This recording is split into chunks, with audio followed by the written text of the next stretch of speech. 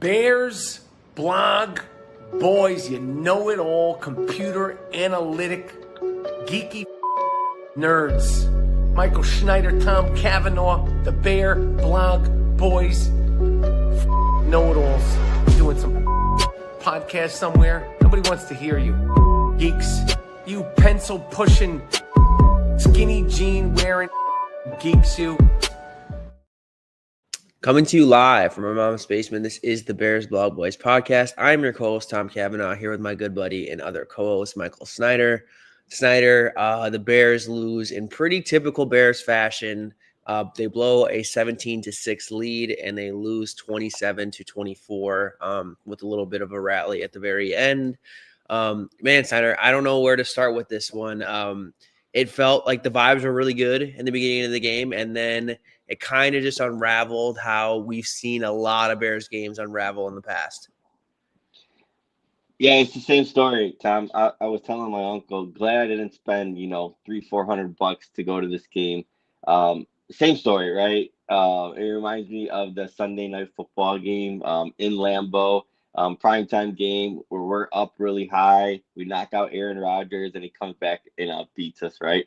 That's kind of how it felt, right? We started the game. It looks like we were on top of the Vikings offense, which says a lot, right? Without Jalen Johnson, Kyler Gordon, we were pressuring J.J. McCarthy with 4, and I'm like, damn, like this defense looks good. Offense looked in sync, and I was fired up, Tom, but then it just came crumbling down, heartbroken again. It's just the same old story, man. Yeah, it really did feel like the same story. I think you basically summarized how the game went pretty well. I felt like, honestly, Snyder, like the offense showed a little bit of life early on, but it never really felt like it was totally on track. It felt like a lot of broken plays, a lot of scrambles, kind of just like a lot of like keeping the drives alive. But when they ever got close into scoring position, there were penalties, there were bad Caleb mistakes. And maybe why don't we start off with Caleb, because that's probably where people would like to start anyway. I thought, he had that good opening drive, and I thought he did a good job of honestly sensing pressure and, moving out of the pocket when he needed to. And he didn't take a lot of negative plays. There was a sack that I thought was pretty much out of his control in the second half. And then he took a really dumb sack because he stepped out of bounds. And then he also, a couple of intentional groundings that definitely need to be cleaned up. But I thought overall he did a good job of not like just hanging in the pocket and like putting himself in harm's way whenever he did become a scrambler. But all in all, I thought there was too many plays where he was quick to bail out of structure. And I thought more importantly, he just missed way too many throws, which is becoming a very concerning trend. You expected a young quarterback to kind of bail out on the structure every now and then because they don't know what they're seeing. But like, I didn't even think some of the decisions that he was making were necessarily bad. Like, he didn't put the ball in harm's way at all. He just was like, the misses. There was too many misses, and then the misses were horrible. Like, they were like not even close. Like, they didn't even give his receiver a chance. And I don't know, Senator. It's week 1. I don't want to overreact, but this is a concerning trend because like accuracy is usually something you have or you don't. And I never thought this was a question in college, but like through his rookie season.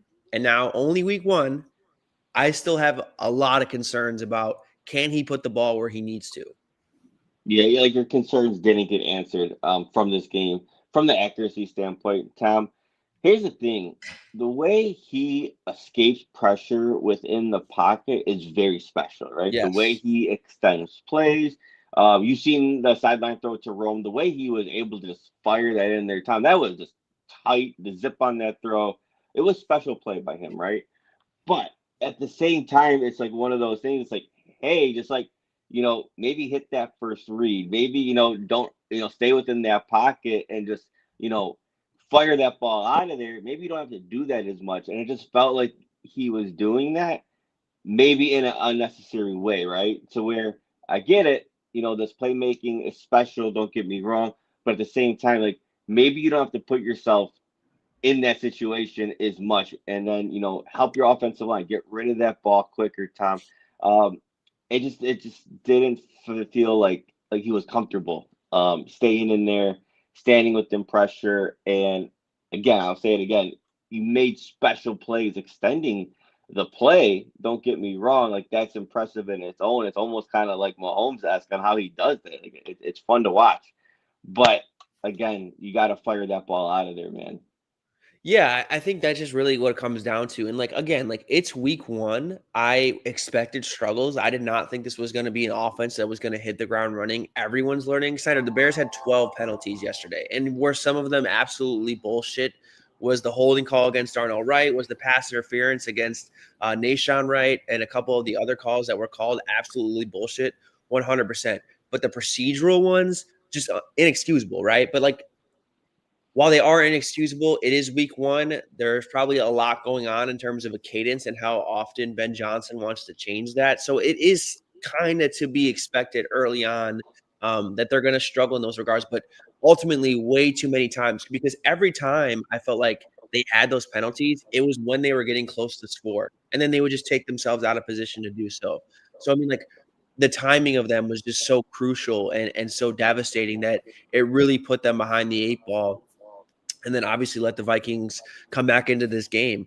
But yeah, in terms of Caleb's performance, I mean, it's not it wasn't good, and obviously it's concerning, but I'm not full blown panic yet.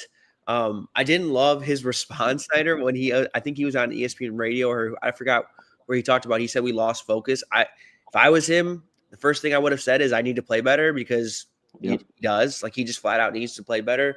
I think you could argue that like this game was very winnable. And if he would have executed just a little bit better, the Bears probably come out with the W. But obviously, it's not all on him.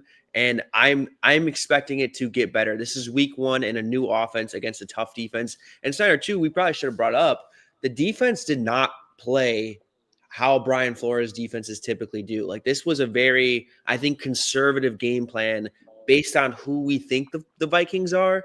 They basically rush four a lot. They rush five a lot. They drop back in zone. They did not play the Brian Flores style of defense that we typically are used to. And I think that, maybe could have altered the game plan on what the Bears were expecting. Yeah, I mean, you got to give credit to Brian Flores. The way he adjusts, the way he's just not like just his does the same thing over and over again, Tom. I think that really, really surprised the Bears there. I mean, Tom, we couldn't even get it going, right? We thought like maybe the screen game, maybe the yards after the catch, like that wasn't there as much as we had hoped. Yeah, it wasn't. There was not a lot of screen calls. There was not a lot of design plays. And I don't know what I'm going back and watching it. The film has just became available, so I was trying to figure it out kind of before we started, but I wasn't really able to get a definitive takeaway of like what were the Bears, how were they trying to attack the Vikings, and beyond Caleb Snyder, the run game was putrid for most of this game. Like they just could not run the ball. I know Swift wasn't terrible, like he didn't take a lot of negatives, but it just felt like every time they gave Swift the ball, it was like a carry of like 3 yards. Like it just like. I had some stats too. Thank God for Next Gen Stats for getting these stats out so quickly. Among running backs in week one, DeAndre Swift, 31st of 39 running backs in rushing yards over expected per attempt, 26th in EPA per rush, and 38th in success rate, which is like, I think, the most important efficiency stat of a Ben Johnson offense. Okay, are you consistently just putting the offense in front of the chains? Are you getting a positive play? That's what success rate is. It's like, it measures how often you're getting a positive EPA play. He was 38th of 39th running backs in success rate in this game. Again, this is not a week one overreaction because I've been saying this. He is not a workhorse. Like, he's just not. Like, he's just not the guy you want to operate your running game through. And if they continue to do this, their running game's going to suck. I don't care like how good their blocking is. It's just not going to be very good. And I think that's just like it puts the Bears so behind because the run game and the pass game are so tied together. And I just don't think he can be the guy that you want to run a very big part of your offense through because he's just not that guy. Yeah, Tom, it didn't look good at all with him, right? Like there just wasn't.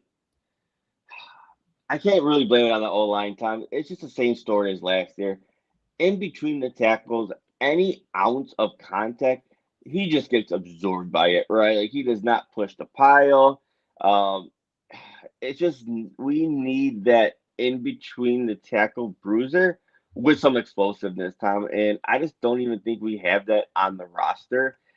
It's like the same story of last year, right? He's Mhm. the best in a room that's just not good, right? Like they're again, like Manangai, I feel good about him, but I know who he is, right? Like Right. pass protection. He got a bad penalty, right? Wasn't trusted a lot in the game there, right? His upside is he's a powerful runner. He probably has better instinct in between the tackles, but the explosiveness is not there, right? Same thing with Roshan Johnson. So you have these like different running backs, but none of them like their flaws are so detrimental to your offense, no matter who's on the field, right? Like you're losing something there, and that's why it's like you're in this position where you're not becoming efficient in really any way. You're just suffering too much with whoever's on the field. Yeah, and Kyle Long pointed out Monangai like was lining up incorrectly. Like there was a lot wrong. I'm not saying that there's someone on the roster better. I just like have hated how they've treated this room and like how nonchalant because like I understand a lot is going to be on Caleb this year, and a lot of the moves that were made were to help him as a passer and grow this passing offense. I totally understand that. But at the same time, like Ben Johnson at his core wants to be a balanced football team where the run and the pass are married together. And I thought yesterday specifically, and maybe this is just adjusting Brian Flores being a good defensive coordinator, they were not worried about the run game at all, right? Like those guys, if you look at all the plays where they showed the overhead view and you saw the entire defense, those linebackers were staying right in those intermediate portions of the field. They were not worried about the run game. They trusted their front to win. And yeah, did the front win sometimes? Absolutely. But Swift, I just think doesn't inspire a lot of fear into defensive coordinators because there was a handful of plays where he's just missing his read, right? The Bears, I didn't think the Bears did anything that special in the run game. Like it was pretty zone oriented, and I just think that Swift is like so limited in that area that it's just going to be a problem all year. And it's I think it's a problem that I don't know if this Bears team can overcome. So I don't know what the answer is. I'm not saying Manungai or Roshan is the answer. I just think that they don't have one right now. And I think that could be a very big problem unless they drastically change who they want to be on offense, Snyder, in the run game. Yeah, I really thought they'd actually get a little bit more creative in like the screen game. Like I Yes. know like here it came like really late in the game, right? Where you had Luther Burden in the backfield and you kind of did it was almost like a fake pitch to him, and then you had Rome like wide open for a touchdown. I thought like maybe we'd see a little bit more with that. And whether that was like with Swift in the backfield, with DJ Moore, it was kind of cool that you've seen Burden out there, but I just thought like you'd get like a little bit more creative in that aspect, Tom. And we didn't even see any of it, right? It was just kind of like not too creative. And I just expected more from Ben Johnson in that area. Yeah, I totally agree. I think just like overall, like I don't know, maybe I'll have to go back and watch, right? But there didn't everything kind of felt difficult on multiple levels, like in the passing game and in the run game. There wasn't a whole lot of easy button feel to this offense. And again, I don't know if that's because that's how Flores adjusted, right? He didn't really give them those easy button layup targets. I still got to go back and watch the film. I wish I was able to do that before we got started. But in terms of how it felt, I think you're totally spot on, Steiner. It didn't feel like they had a successful screen all night, which is odd because of how big of a part we know that Ben Johnson in Detroit. I mean, that was a huge thing that they relied on those screens and really scheming. Um, yeah, I mean, I think we're having some technical difficulties, but yeah, I mean, I want to go back and watch it. I want to go back to the root of like what was going on. Was Caleb turning down throws? Because if that was the case, then that is pretty concerning. It's kind of how it felt. But at the same time, I didn't think that like the Vikings were like voiding their defense, kind of how we know them to be, where they're blitzing a bunch of second level defenders and they're leaving these open spaces in the middle of the field. I just think when it comes down to it, the Bears have to get less penalties, and Caleb needs to hit more of his throws. The run game, I don't know where the answer is because I think we know who Swift is. maybe they change it up. Maybe they have more faith in when Roshan comes back that he can execute maybe more so of the, in between the tackles work. But I don't know. That worried me heading into the season. And I think it came to fruition in week 1. In terms of the defense, though, I thought the defense played really well. I thought they had a very good game plan. There's only so much you can do at a certain point. I know they gave up those 2 touchdowns at the very end of the game, 3 touchdowns at the very end of the game, and that is not good, and they shouldn't have done that. But at the same time, in the NFL in 2025, your offense, if you have a 17.6 lead, 17-6 lead, your offense should close it out. To not score any points until a garbage time comeback touchdown is just unacceptable. So are there things that we need to see from the defense? Absolutely. I thought Dennis Allen kind of took his foot off the gas pedal at the very end. And I thought, honestly, I'm kind of talking out of both sides of my mouth, but I thought all the zone pressure stuff that they were doing was working, and they just started to run the man coverage on 3rd down, which I get it. That's what Dennis Allen wants to do. And it kind of got them into trouble. Whenever they were in man coverage, it felt like they had their most explosive plays. So, yeah, I guess I am talking out of both sides of my mouth, being aggressive and then being conservative. But I don't know. I feel like they weren't as tricky maybe on the back end. Yeah, my bad, Tom. I kind of phased out a little bit there. But yeah, I really wish that when it came to Ben Johnson, that we just got a little bit more creativity there. I even wish we would have maybe even seen Manungai a little bit more just on the early down in between the tackles there to kind of offset it. I wonder how that will change, Tom. But yeah, I don't know. Yeah, I agree. I mean, I wonder. I was just saying, Senator, I wonder if they have more higher hopes for Roshan, maybe, and they think he's more ready to play. I have no idea. I've hated how just casual it feels like they've been at this position. I guess they have way more faith in Swift than I do. And I don't know, maybe that's Ryan Poles. Money talks, right? They went out and paid him 2 years ago, and maybe they just want to kind of get a return on investment. I just think he's just not a guy that. He's not a great fit for the role that they're currently in, because Snyder, too, you mentioned about them not having a lot of easy plays, a lot of screens and design touches for a guy like Swift. I think when you're asking him to do the meat and potatoes things, that kind of takes away from what he's really good at. And then you do have to take him off the field, right? And he can't be used in that situational usage where I think he thrives, right? Just get him into space and don't allow him to read anything. Just allow him to be dynamic in space, because we know he can be that. It's just I think that they, like you said, it's just he's the best of a bad option right now. So he's kind of being pigeonholed somewhere he shouldn't. So yeah, that's kind of my takeaway on the run game, Snyder. In terms of the defense, though, how much blame do you put on them? Because I thought they played a really good 3 quarters. The levee kind of broke at the very end.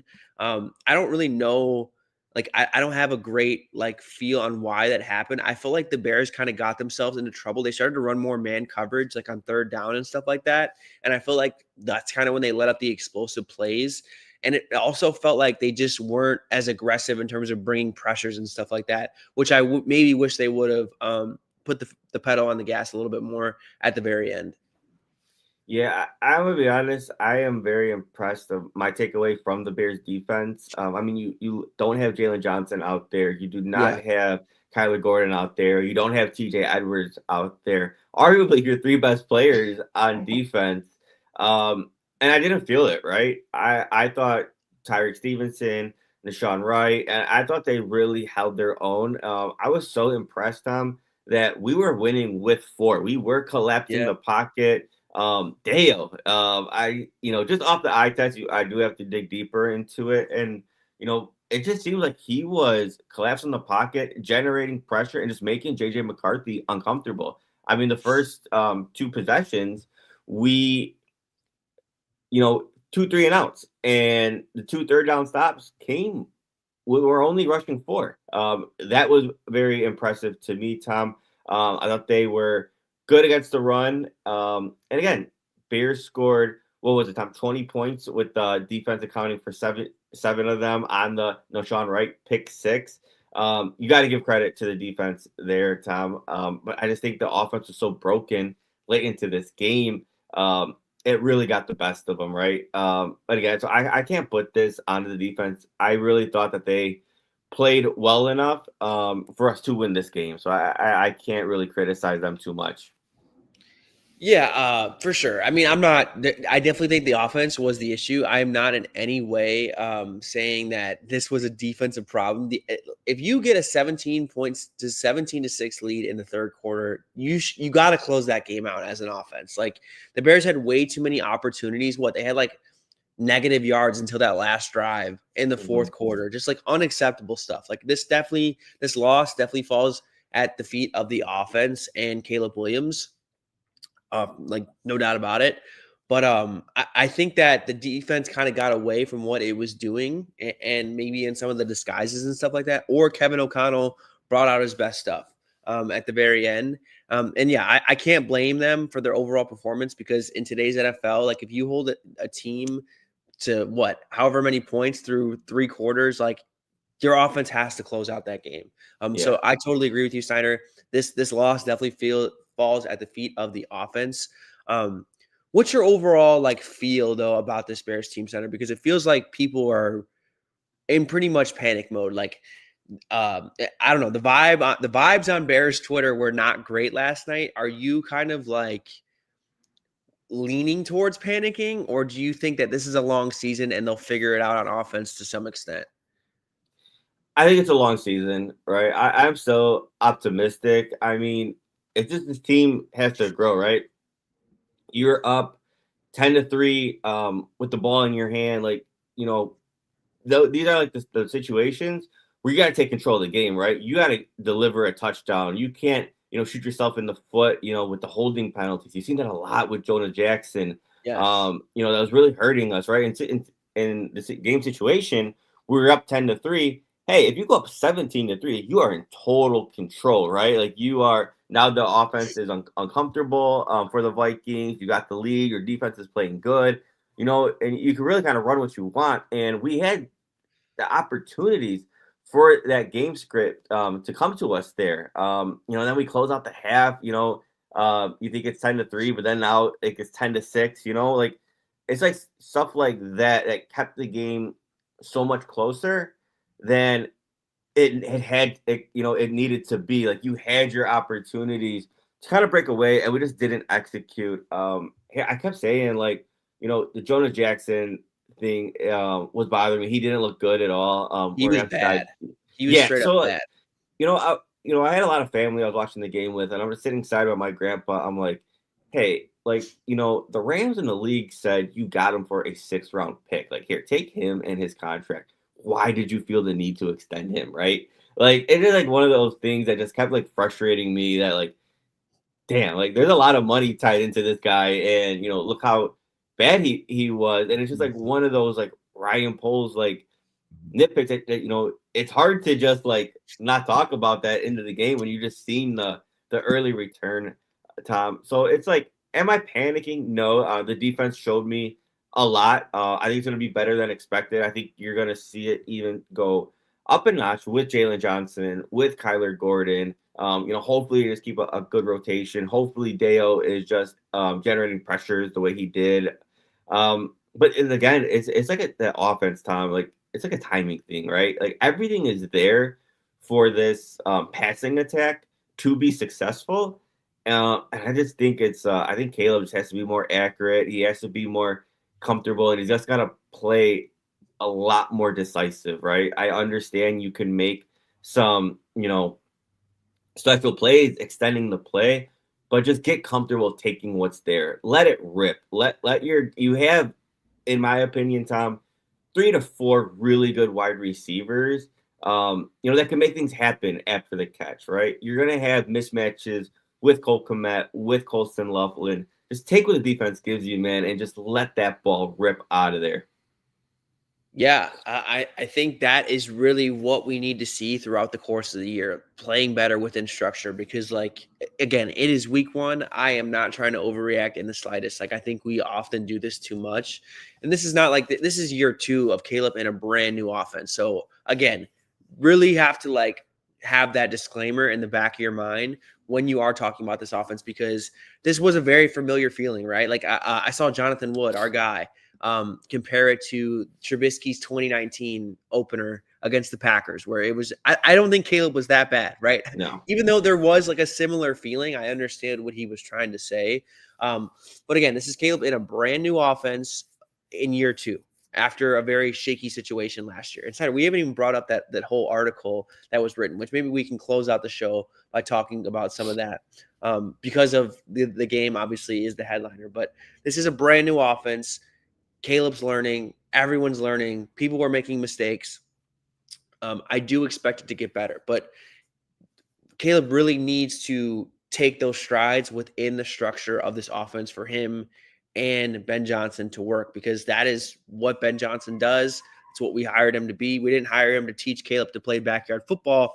We hired him to help, obviously, the entire offense, but really get Caleb to play better within the structure. And through one game so far, that didn't happen. He was inaccurate, and I don't think that he was really comfortable making those throws consistently, especially in the middle of the field. I felt like he really shied away from those like horizontal breaking routes, which again, I got to watch back and see how many of those were open.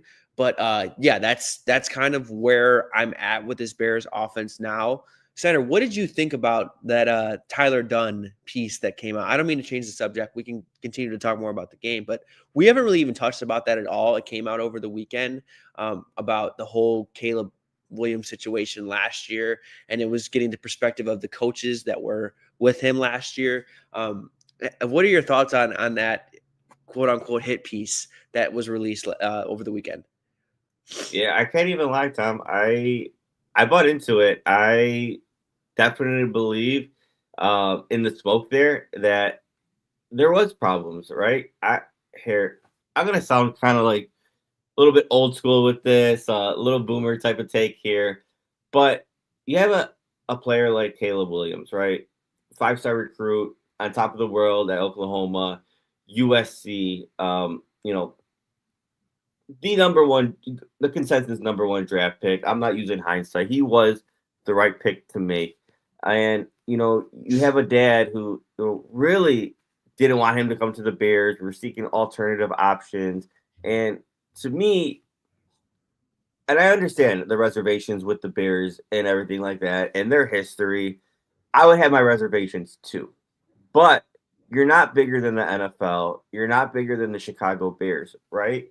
And you can control what you can control, right? And in life, to me, that is your work ethic, your preparation, and just respect towards other, right? Like you show respect, you're going to gain respect. And I just think that even though, yes, there was a ton of blame on the coaches, you still have to be accountable. You can control what you can control. And I think Caleb fell short there, right? I think that quite possibly, and I'm just assuming, right? Obviously, I don't know. But, when you do get those reservations that your dad had, worried about, when you get those confirmed in season and you go through the adversity and you see the incompetency from the organization, your ego is going to kick in and be like, I knew it, man. I knew it, right? This is what me and my dad were worried about.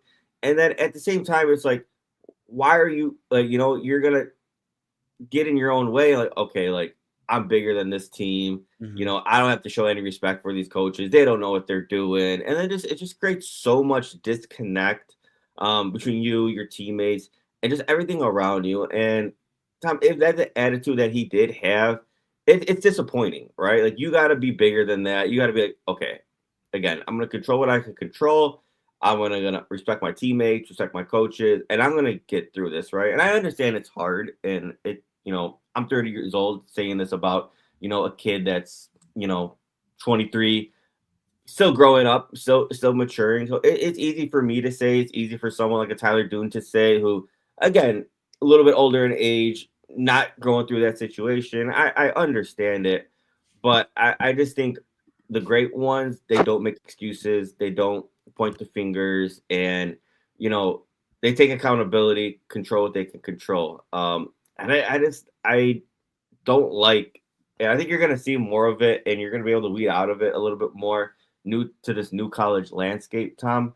But it's like here, I go on Instagram and I see Johnny Manziel still crying about what went down in Cleveland. Like, their fault, their fault, their fault, their fault. Well, hey, you got to hold yourself accountable. And I don't think that's the path Caleb's going down. I'm just trying to say it's like, you cannot point the fingers. Like, you just have to control what you can control. And I think the ball was dropped by the Bears and both Caleb. So I just fall like in the middle of it, right? I think there's criticism in both ways, and hopefully that's past us. People do grow through adversity, and I do believe in this coaching staff. I think Caleb believes in this coaching staff, which maybe that's all it takes to totally flip the script. But yeah, that's my take on it, Tom, and I'll leave it at that. Yeah, I definitely think that there's some.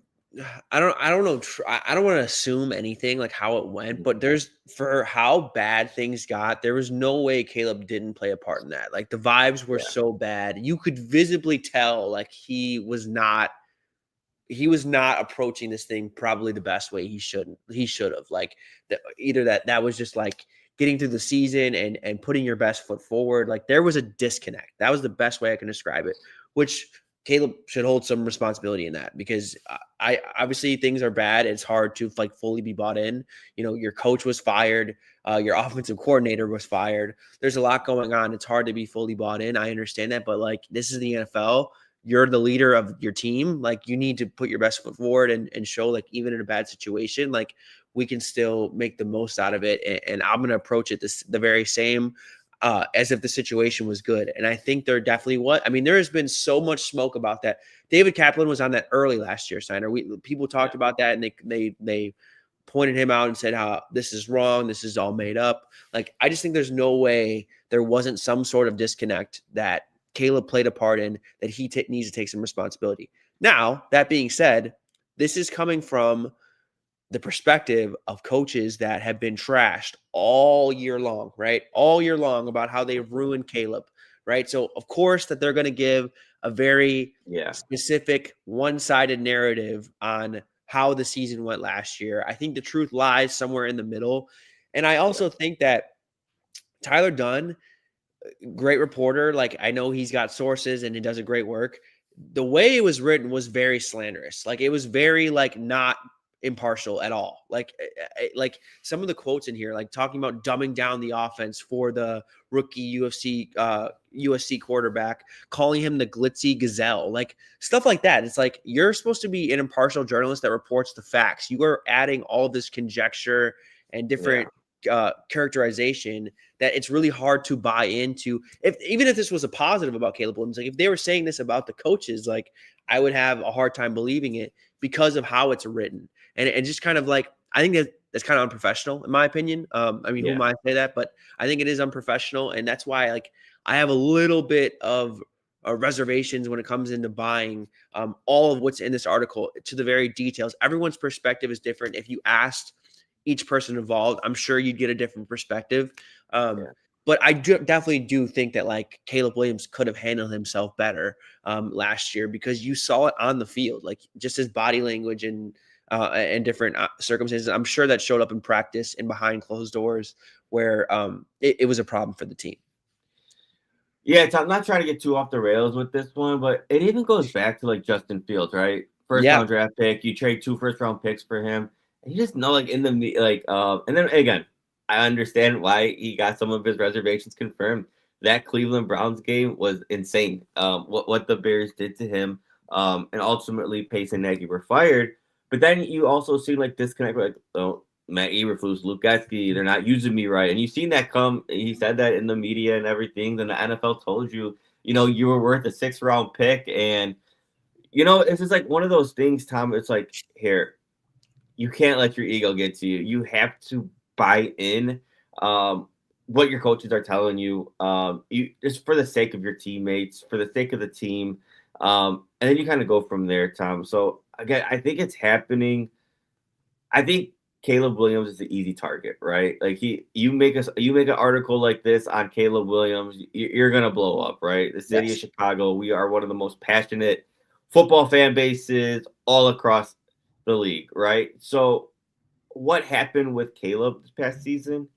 I think it's happened to a lot of quarterbacks, right? I just put an example with Justin Fields. I'm sure it happens across the league, right? And where, I bet if, you asked the Panthers about Bryce Young in his rookie year with, who was a Frank Reich, Tom, and you interview all those old coaches, I bet they would have said very similar things, right? But again, Caleb is the, easy target, the one that's going to blow up in the media. But again, I'm trying to take just a little bit of the blame off Caleb with that what he went through last year is probably more common against early round one quarterbacks entering, organizational dysfunctioning or going through adversity week one. But, just Caleb is the easy target to go at here. For sure. And it goes back to like, it's funny that you bring up the Panthers in that situation. Frank Reich came out and said, I made Bryce Young's NFL career probably harder than it needed to be, like with what was going on. And like these coaches are talking behind closed doors, like gossiping, basically. Like it's just, that to me as well, like questions your reliability. But Caleb did the same thing, right? Like talking about in that book about what was going on. Like I think both sides just probably should just move forward and work, focus on getting better. And I will say this, after all that came out about Caleb and whether that stuff was true or not, it wasn't a great opening night to open up the way he did, right? Like it wasn't a great sign to struggle the way he did. But again, I think it comes back to, this is week 1, right? If this is happening in week 6, 7, 8, okay, now we can start to panic, right? That now I'm wondering, okay, will this ever get better? Like, are these elements of Caleb's game that are just never going to improve? But this is week 1, right? We knew that this was going to be a process. It usually is with younger quarterbacks. I think it's very much not the norm for quarterbacks to come in and hit the ground running. Yeah, I think that's where like we just have to leave it, and we are sick to our stomachs, right? Like we're not happy about the way that they lost, but to kind of throw in the towel and just give up on this whole, not experiment, but what the Bears have done after 1 week, I think would be the wrong thing to do as a Bears fan. I mean, here, Tom, there's definitely some positives to take away from this, right? It was the Vikings just came out 14 wins last season, Tom, or 13-4, something along those lines, right? And the Bears, for majority of this game, looked like they were in control, right? Like they were very competitive, and being that competitive for a team that's as good as the Vikings. I know it was JJ McCarthy's first start, and I think he had some growing pains early in the game, but then remained poised to finish it out. But I got to give credit for the Bears to still being competitive, not letting Justin Jefferson dominate you without your 2 top starting quarterbacks out. And that really concerned me because Kevin O'Connell, I think, is one of the best coaches in the NFL of really force-feeding his guy, putting him in favorable matchups. And the Bears had answers for it for the majority of the game. I think that last drive where he got the touchdown, he got really good separation on Tyreek Stevenson, but that was just a strike of a ball and a hell of a catch by Justin Jefferson in the end zone. So it's hard to kind of kill the Bears for that, Tom. But here, Deo and Montez Sweat, they looked very good, right? You had a rotation with Grady Jarrett. I don't think I've seen much of Billings. I don't know, but I thought the defensive line, I thought it was going to be really weak. I thought it was going to be a struggle to generate pass rushes on third downs, but they were collapsing the pocket and they were disruptive. So Tom, the Bears felt like in control for most of the game. Like they felt like a more physical team. Like they felt like they had answers, and to hang with the Vikings for that long, for the defensive line to exceed expectations, without really much of a passing attack, without much of any help from the running game, to be that competitive, you got to be intrigued about it, right? If you can, kind of kink out the kind of offensive disconnect there. I mean, this is a team that, I'm not saying playoffs or anything, but if you play every team like you did against the Vikings like this, and you figure it out, Tom, there's many reasons to be optimistic. Yeah, I mean, if the offense can take some strides just to be an average offense, I think you would really like what you're seeing. And again, like I think we've seen a team under Ben Johnson, like the Lions in 2022, they kind of hit the ground running, not hit the ground running. They kind of gradually improved that season on offense as well. Like I think that like this was always going to take time. I was never expecting the offense to like be amazing right away because of how big of an adjustment and how big of a different offense it was from last year. And again, like Caleb didn't look great, but again, like I think as long as he gets a better feel in this offense, then and he has a better kind of mental map and can play with more anticipation, play a bit quicker.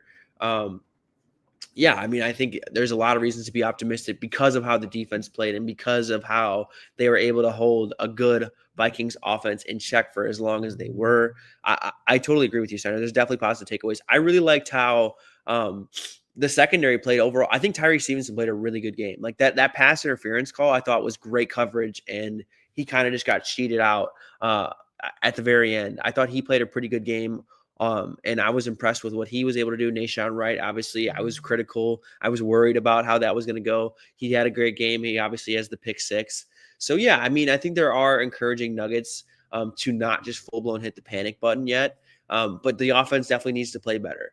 And Senator, I didn't talk about the second article, the second part of like the series that was written about Tyler Dunne. We don't have to talk about it in great lengths, but I do, and I've had these concerns. I do have concerns about Ryan Poles. I do have concerns about his leadership and how he's ran the organization to this point, because I think the running back situation is just another example. Like, just to be like so oblivious to what's going on and who you have, the personnel, like having a good gauge of what you have from a talent perspective. And like Jonah Jackson, another one, like, and just like overpaying for like stuff that's not going to make your team that much better. I think there's been too many of moves that fall under that. And then when you hear the things that people were saying in the article about Ryan Poles, like, I think the results speak for themselves. Like it basically confirms whatever everything was said there. So I'm going to add Steiner back. Steiner, I was just talking about Ryan Poles and some of the concerns I had with him. And I think that the results kind of speak for themselves. I don't really need like an article to tell me. Obviously, the details and stuff like that, if any of them are true, are definitely alarming. But like, I've had these concerns about Ryan Poles. I think the running back situation was just another example of that. Like, just kind of like not having a pulse for what is going on. And I think that's happened too many times. So, of all of the things that I'm most worried about, he would probably be at the top of my list based on how he's run this team so far. And he just got an extension for making the team worse record-wise than when he inherited it. As I was gonna say, Tom, you mention all that, but then you talk about how you just extended him, right? Yes. I could probably talk about this for hours and hours, but I'll keep it short. Ryan Pace was extended by this organization, was with us for what, 6 or 7 years, for the sole reason that he was better at drafting than Phil Emery. Tom, I know that dials it back. Phil Emery was the worst GM in Chicago Bears history, and arguably one of the worst GMs in NFL history. If you look at his drafts, right, just whole classes just down the drain, just really, really bad, right? And when Ryan Pace took over, he was better at identifying talent. I know the early round draft picks weren't necessarily great, but he found contributors late in the draft. And I remember one of the biggest reasons why George McCaskey defended Ryan Pace was like, we're not used to finding guys like Darnell Mooney in the fifth round. And George was so impressed by that after, seeing what Phil Emery gave him for so long. And, I hate that that's the standard amongst the Bears ownership. Be better at someone than the last guy, and you get put on a pedestal, Yes. right? And yes, Ryan Poles inherited a messy situation, and Ryan Poles is better at drafting early. He's more responsible with his draft picks, he's more responsible in spending. And yeah, right now he has us in a better spot than the last few years of Ryan Pace. And, that's our Super Bowl, right? That is what I guess, you win that offseason award of Yep. being better than Yep. Ryan Pace, and the banner gets hung up, and oh, here's an extension. So it's just like the same low standards this ownership has to reward the GM. Tom, has Ryan Pace done a horrible, or I'm sorry, Ryan Poles done a bad job collectively? I don't think so. But has he done enough to earn an extension? Has he been, good enough to say like, hey, this is a good GM that I trust all across the board, to lead this thing? I can't say that, Tom. I think, he's middle of the pack, slightly below average, but the Bears and their brass, they don't look at it that way, right? They just look at it in comparison to the last guy. They don't compare it league wide. I mean, you look at Howie Roseman, the guy is just active in every department, in Yes. trades, free agency, in the draft. And he just won the Super Bowl, like he is just active, active, active. Like you see the Ravens active, the Bills active, Packers active, just not content of being where you're at and just making needle pushing moves to, secure a playoff spot, to make a deep playoff run, and, hopefully go to a Super Bowl. But, the Bears just, they're not, I don't know. I don't know if they have the same goals, Tom. So, again, I could talk about this all day. I can go way much more detail, but that's just how I feel about the Bears, Ryan Poles, and just the ownership when it comes to the GM spot. Yeah, I mean, I think you brought up some great points. Like the Eagles, like trading for Tanks Bigsby, no brainer move for the Bears. Like I would Yeah, absolutely have done that. Like perfectly what you needed. You needed like a early down workhorse, and now the options that are out there are a lot thinner. Right there, I don't know where you get that guy. Like is Kenneth Walker available? Like, do you want to? You're going to pay more of a premium for Kenneth Walker than you would have for Tank Bigsby. I know some yeah, people are like, how do you get 2 picks? They're 2 day 3 picks. Like, is that the route you want to go? I thought he would have been a great move, and he was clearly available based on how the Jaguars used him. This is Darius Smith signing. I know Deo had a good game against the Vikings left tackle, but like to have a guy like Zadarius Smith, who is a perfect fit for Dennis Allen's defense, yep, be in your rotation and probably be your second best pass rusher. I mean, no brainer move. Like, why wasn't that move made? A guy who can still play. So again, like just like yes, and like where are your priorities? Like again, I come back to is like it's the pulse. Like it's like where it's like the ability to evaluate your own roster and your player strengths and weaknesses. I just feel like Poles has fallen short in a lot of areas, and it's costing them, and it's costed the Bears, and just like the lack of moves, I think is at some positions that where they really need the help, has been pretty alarming to this point. But Snyder, I think we basically recapped the game to the extent that we can right now. We'll be back to preview the Bears against the Lions, obviously, and maybe we'll talk a little bit more once we get a chance to watch the All-22s. But Snyder, is there anything else you want to add before we get out of here? You know what, Tom? Again, the feeling of hurt and disappointment, and how we kind of lost control of this game, it definitely stings. But we knew this division was gonna be a bloodbath, Yes. right? It's extra frustrating because we had this game, right? And I think I. Here's the thing, Tom. I expected the offense to look a little bit better with Ben Johnson, but the thing that is frustrating is I think Caleb missed some of those those layups right there. But Tom, I'm still optimistic. I feel good. I'm not hitting the panic button. I think there was going to be growing pains early on. And we just have to clean up. We got to get more on time. Caleb's got to be accurate, and we just got to figure out that run game a little more. I think those minor tweaks could go a long way. It might not be the prettiest, right? But if you can get me to just average and improvements in those areas, I think it's going to go a long way. Yeah, I think it really comes down to like Caleb needs to hit more throws within the rhythm of this offense. Like that is Yeah. first and foremost where the Bears are going to like live or die this season will. So like from that perspective, the performance was concerning, but again, it is week 1, y'all.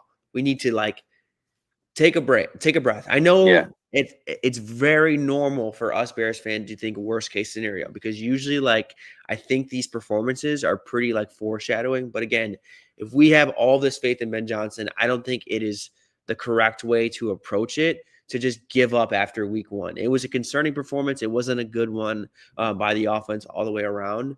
But again, it is week 1, y'all. The offense across the league was really bad, right? I think like everyone outside of like the very elite quarterbacks and some of the elite quarterbacks had rough weeks. Like Bo Nix looked, he's not elite. Bo Nix looked worse than Caleb. Like Bo Nix was horrible. So again, it is week 1, y'all. Outside of honestly, outside of Jane Daniels, none of the year 2 quarterbacks look good. Penix had some questionable plays. Yeah. Drake May was really bad.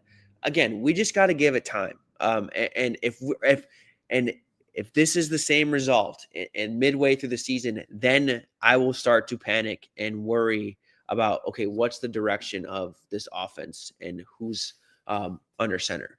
But, sorry, center.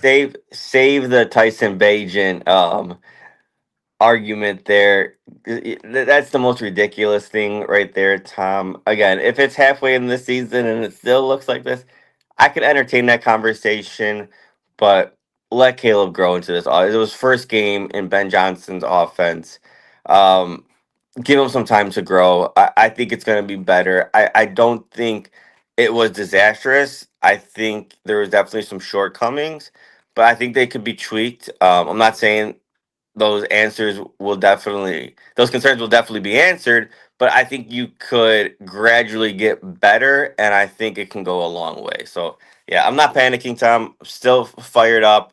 So will we play Detroit next week, Tom? Yes, we do. Yeah. So again, another team that didn't look good at all.